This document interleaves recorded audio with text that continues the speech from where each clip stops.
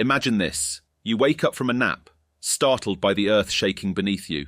Instinctively, you grab your phone to check the news, but there's no reception. Confused, you step outside, only to see a massive mushroom cloud looming over the downtown skyline. Panic sets in.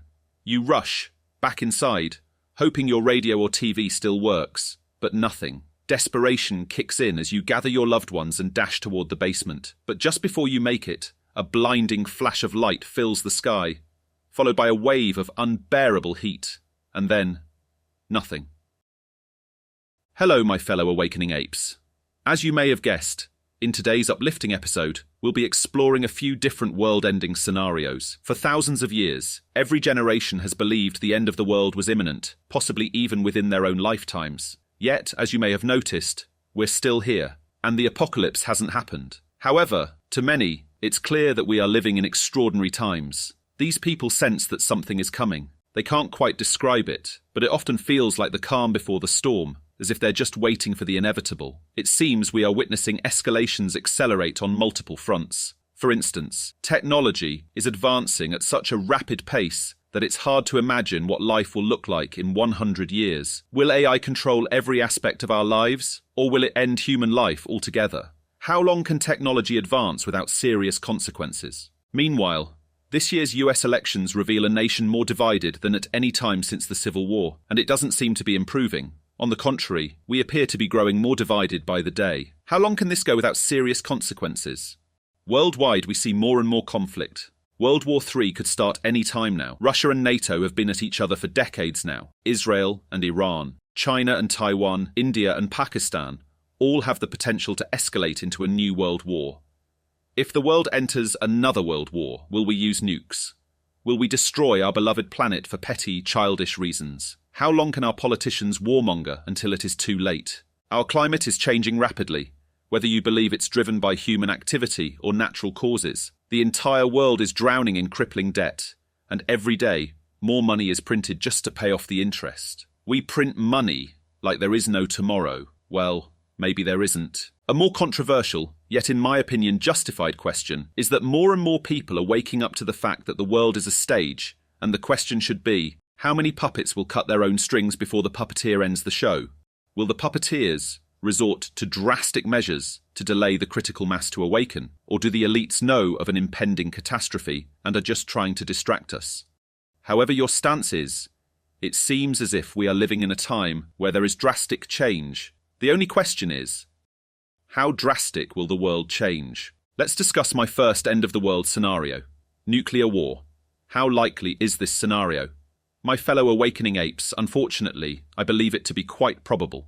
I have reason to think we are being deliberately pushed toward World War III. It seems that all the world's leaders are doing and saying exactly the right things to escalate the situation, almost as if they are reading from a script.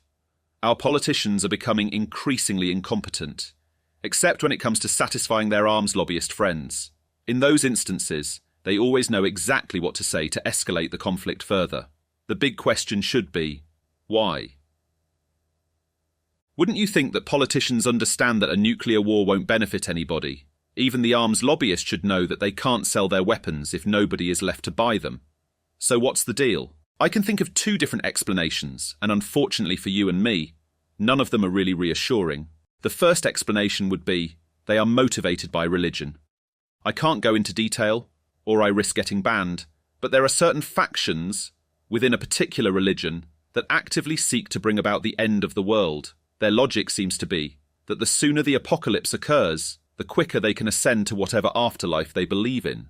Weirdly, those people seem to have a lot of power and influence. This would explain why they aren't afraid of the worldly consequences of a nuclear Armageddon. The second explanation is that our world leaders know of an impending natural catastrophe, and they are trying to kill as many people before the catastrophe hits. Wait, you think this is stupid?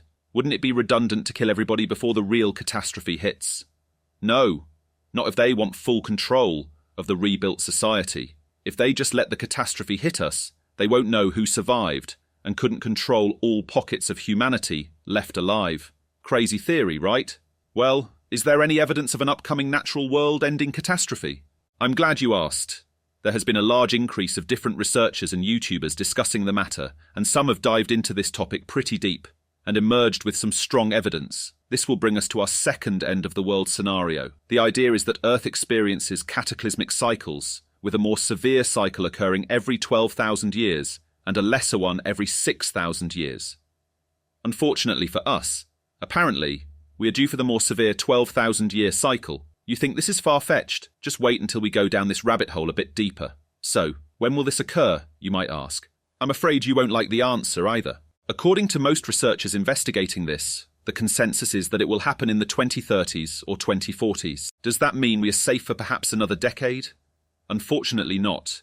Just because the Earth-ending event isn't imminent does not mean we won't be experiencing some of the fun before the big event hits. It wouldn't take much to disrupt modern society. A strong coronal mass ejection, CME, could potentially send us back to the 18th century. The concerning part is that Earth's electromagnetic field is weakening, meaning it would take less of a powerful CME to disrupt human society. So, what event is about to destroy our world? Unfortunately, the people invested in this theory aren't in agreement. Quite ironic, isn't it? They all agree when and how, but not what. People like Graham Hancock believe in a comet. Others believe there is an unknown planet or star lurking in the dark. And whenever it comes close, the gravity affects the Earth. You might have heard this under the name Nibiru, a theory first introduced by Zecharia Sitchin in 1976. But in my opinion, the most likely scenario would be something that Ben Davidson on his YouTube channel Suspicious Observers came up with. According to Ben, the sun will be responsible for our demise. Ben Davidson has been researching this topic for a long time and has provided a lot of evidence and material over the years. We won't be able to go into detail, but I highly recommend his channel if you are curious. But in short, he thinks that the sun is affected by something called the galactic current sheet, and like a clockwork, the sun becomes more active and eventually produces a micronova. Yes, you heard correctly. Not a supernova, but a micronova, implying the sun doesn't go full nova on us. But don't be mistaken, even a micronova would have catastrophic consequences for the human race. In this scenario, Earth would tilt 90 degrees, which would cause mile-high tsunamis that could swallow whole continents. Crazy, right? Well, if it's like clockwork, it must have happened before, right? Correct. And again, you won't like the answer. There are uncountable flood myths throughout history, from the Old Testament to the Mayans, from ancient Chinese to Mesopotamia. They all talk about a huge flood that essentially destroyed the previous civilization. Doesn't that also remind us of Atlantis? Just another flood myth. When will we stop thinking this is just a coincidence?